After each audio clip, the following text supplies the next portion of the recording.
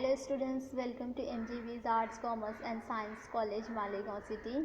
Now today we will start the botany paper 2nd, Plant Physiology, presented by Professor Tasneem Kausar.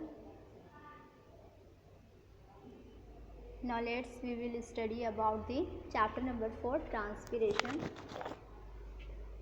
and then start the antitransparents. Okay, in previous lecture हमने study किया है transpiration, जो water loss होता है। अगर यही water बहुत ज़्यादा प्लांट से बाहर निकलेंगे तो प्लांट्स जो डैमेज होने लगेंगे। एंड देन इन प्लांट्स को हमें कंजर्व करके प्रिजर्व करके रखना है, तो बहुत सारे केमिकल्स वगैरह स्प्रेइंग करेंगे। तो उस मेथड को क्या नाम दिया है? Anti transpirants. वो होता है anti transpirants. Now let's see anti transpirants. Anti transpirants are chemicals which when applied to plants retard और रिड्यूस ट्रांसपिरेशन। ट्रांसपिरेशन को जो है जब हम लोग प्लांट्स पर ये एंटी ट्रांसपेरेंट्स जो है प्लांट्स पर अप्लाई करते हैं तो वो ट्रांसपिरेशन के रेट को कम करता है, रिड्यूस करता है। The term anti-transparents is used to designate any material or substance applied to plants for the purpose of retarding or reducing transpiration in plants. See this picture, यहाँ पर देख सकते हैं हम लोग किस तरह से वाटर बाहर निकलता है।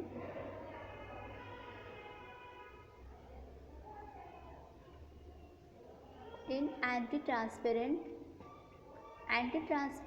are compound applied to the leaves of plants to reduce transpiration, and then they are used on Christmas trees, on cut flower, on newly transplanted shrubs, and in other applications to preserve and protect plants from drying out too quickly. They have also been used to protect leaves from salt burn and fungal diseases. हम जब anti ट्रांसपेरेंट्स use करते हैं, plants पर apply करते हैं, तो वहाँ पर फंगल जो डिसीजेस होते हैं वो भी किल करता है। See this pictures. सबसे पहले यहाँ पर अनट्रीटेड प्लांट्स देख सकते हैं हम लोग किस तरह से दिख रहा है। अगर हम लोग वहाँ पर एंटी ट्रांसपेरेंट्स नहीं यूज़ करेंगे तो क्या होगा? लीव्स जो है बहुत ज़्यादा ड्राई हो जाएंगी, और जहाँ पर एंटी ट्रांसपेरेंट्स यूज़ किया हुआ है ट्रीटेड प्लांट्स, वहाँ पर देख सकते हैं एकदम लीव्स जो है फ्रेश दिख रहे हैं हमको। Then next one is features of anti transpirants. They should be non toxic to plants. They should not cause permanent damage to the stomatal apparatus. Their effect should be specifically on guard cells and not on the other cells. The anti-transparent chemicals should be cheap and easily available in market. ये जो है easily market में available होता है क्योंकि ये plants को जो है डैमेज करने से रोकता है, ख़राब होने से रोकता है, प्रिवेंट्स करता है। और प्लांट्स के लिए ये नॉन टॉक्सिक होते हैं, मतलब हैज़ार्डस नहीं होते, डेंजरस नहीं होते हैं, कोई भी इस पर अफेक्ट नहीं होता है। किसी भी इन्फेक्शंस को जो है वो रोकता है। कोई भी फंगल डिसीज़ हो, बैक्टीरियल डिसीज़ हो तो उससे क्योर करता है। Then next one is applications of anti-transparents. Then there are various applications of anti-transparents. First one is field crops. Field crops में जो हम लोग को फेस करना पड़ता है, facing of water scarcity field crop productivity can be increased by spraying anti-transparents. Scarcity, water की जो स्कैर्सिटी होती है वहाँ पर उसको इंक्रीज़ करता है। एंटी ट्रांसपेरेंट का जब एक स्प्रेइंग होता है तो वहाँ पर फील्ड में इंक्रीज़ करता है। During that conditions, drought conditions, anti-transparency will save the crops. अगर ड्रॉट कंडीशन रहेंगे तो वहाँ पर क्रॉप्स को सेव करेगा और डैमेज को रोकेगा, और बहुत ज़्यादा लॉसेस होते हैं तो वो कंजर्व कर लेता है वाटर को. Then next one is transport of fruit plants. Fruit plants में जो सीडलिंग वगैरह और fruit trees are be transported to long distance. बहुत ज़्यादा डिस्टेंस पर जब ट्रांसपोर्टिंग होती है सीड्स की, फ्रूट्स की, तो वहाँ पर डैमेज ना हो, यंग रूट्स और सीडलिंग रहे, तो इसके लिए भी वहाँ पर स्प्रेइंग किया जाता है ताकि वो फ्रेश और हेल्दी रहे. Mortality rate will be less. यहाँ पर जो है जब ट्रांसपोर्टिंग किया जाता है तो वहाँ पर मॉर्टेलिटी रेट जो होता है उसका लेस, कम हो जाता है, और फ्रेश ज़्यादा रहते हैं, हेल्दी रहते हैं. Then next one is fruit cracks. हम बहुत सारे फ्रूट्स खाते हैं, देखते हैं बहुत सारे जगह हमको क्रैक्स दिखते हैं फ्रूट्स में. तो वो क्रैकिंग भी किसकी वजह से होती है? बहुत ज़्यादा अगर वाटर लॉस होने लगता है तो क्रैकिंग स्टार्ट होती है फ्रूट्स में. इसको भी प्रिवेंट करने के लिए, क्रैकिंग को प्रिवेंट करने के लिए यहाँ पर स्प्रेइंग किया जाता है ताकि जो एब्सॉर्प्शन है वाटर का वो एब्सॉर्ब हो और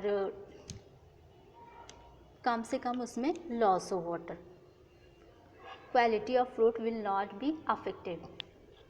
जो इसकी फ्रूट की क्वालिटी रहेंगी इस पर अफेक्ट नहीं होगा फिर जब एंटी ट्रांसपेरेंट्स वहाँ पर स्प्रेइंग किए जाएंगे.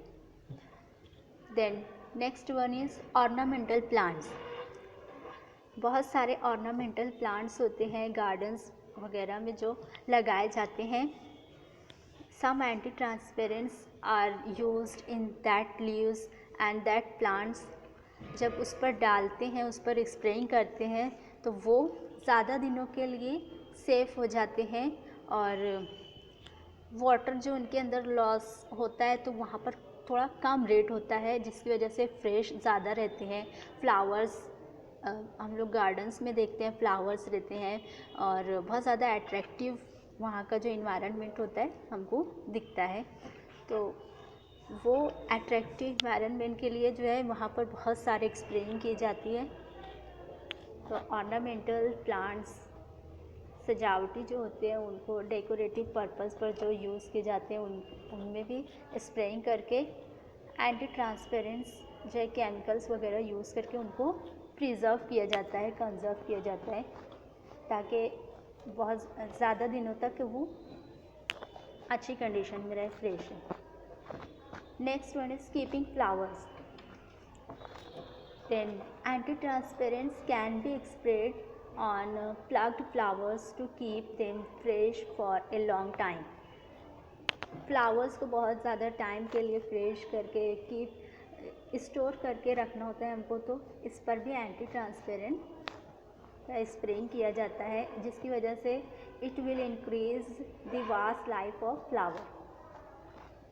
बहुत सारे जो गुलदस्ते वगैरह हम लोग देखते हैं प्रिपेयर होते हैं, जब बनाते हैं तो उनमें जो है फ्रेश फ्लावर डालकर हमको देते हैं शॉपकीपर्स जो होते हैं, तो वो ज़्यादा टाइम तक अच्छे रहे इसके लिए उस पर भी एंटी ट्रांसपेरेंट्स का स्प्रेइंग किया जाता है.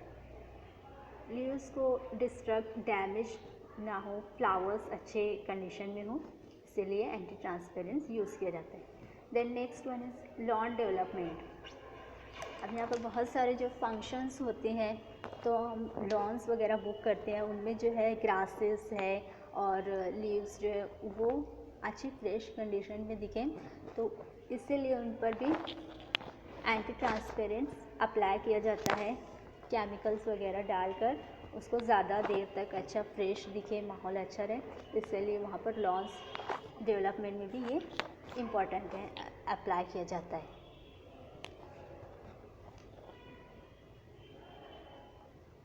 See, this is all structures, cracking of fruits and flower freshening and leaves freshening, leaves को फ्रेश करने के लिए, एंड देन फील्ड में जब अप्लाई करते हैं फील्ड क्रॉप्स पर, ये सारे स्ट्रक्चर हैं.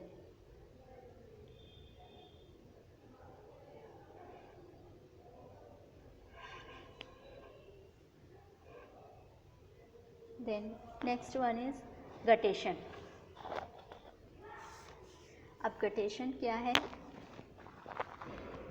The loss of water in liquid form from the uninjured tips or margins of the leaf is known as guttation. अभी तक हम लोग ट्रांसपिरेशन देखे. ट्रांसपिरेशन में जो है वाटर लीफ के कोई भी सरफेस से जो है वो निकलता है, और यहाँ पर गटेशन में क्या होता है, टिप से निकलता है. लीफ की जो है टिप पर से वाटर जो है पास आउट होता है, लॉस होता है, वो जो रहेगा गटेशन रहेगा. Then guttation has not been observe in all plants. ये हर प्लांट्स में नहीं होता है, बहुत कम प्लांट्स में हमको दिखते हैं. Then Burgessstein reported guttation in 333 genera of plants belonging to 1.5 families. Then for example, जो plants हैं उनके नाम tomatoes, grasses, oat, strawberry, potato, cabbage, nephrolepis, equisetum, colocasia etc. Higher plants, lower plants हों, हम किसी में भी ये देख सकते हैं गटेशंस. सी दिस स्ट्रक्चर, हमको यहाँ पर देख सकते हैं हम लोग किस तरह से टिप के ऊपर से वाटर जो है लॉस हो रहा है. ये होता है गटेशन.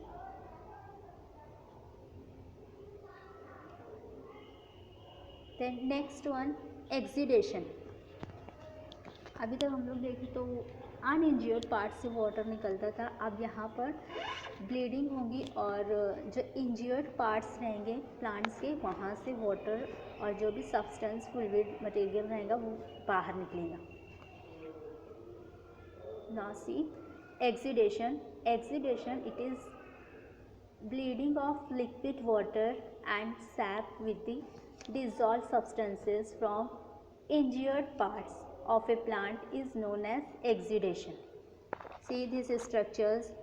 स्टेम के ज़रिए यहाँ पर वाइट फ्लूइड सब्सटेंस निकल रहा है, यहाँ पर जो है ब्राउन कलर का फ्लूइड निकल रहा है, तो ये जो रहेगा एक्सुडेड मटेरियल होता है.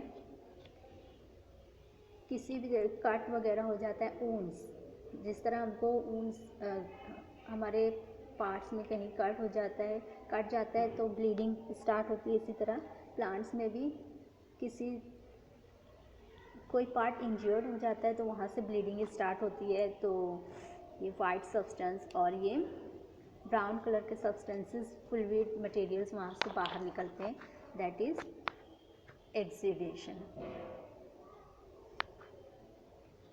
The duration of bleeding and the amount of SAP exceeded from the different plants.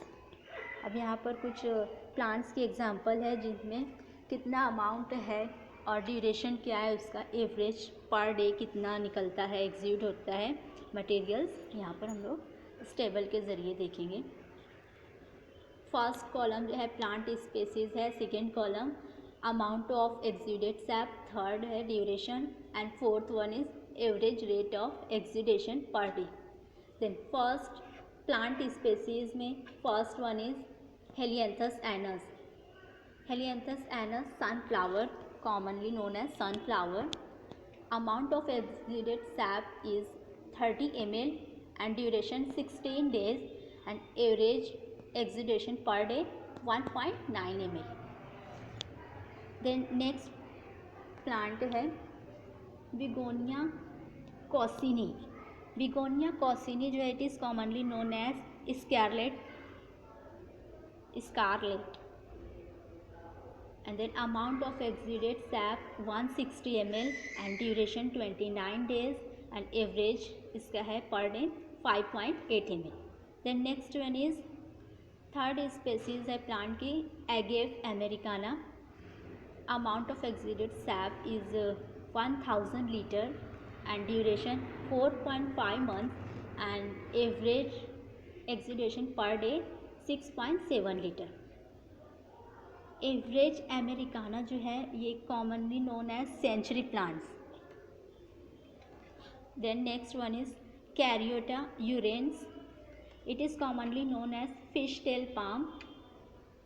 The amount of exuded sap is 500 liters, and then duration 10 days, and average rate of exudation per day 50 liters.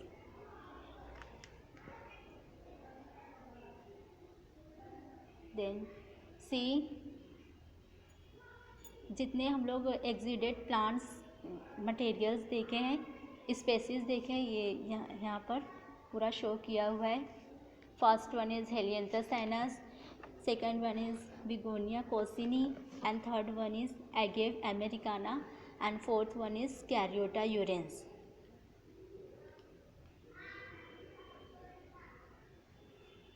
In the next lecture, we will be seen in chapter number 4, nitrogen metabolism.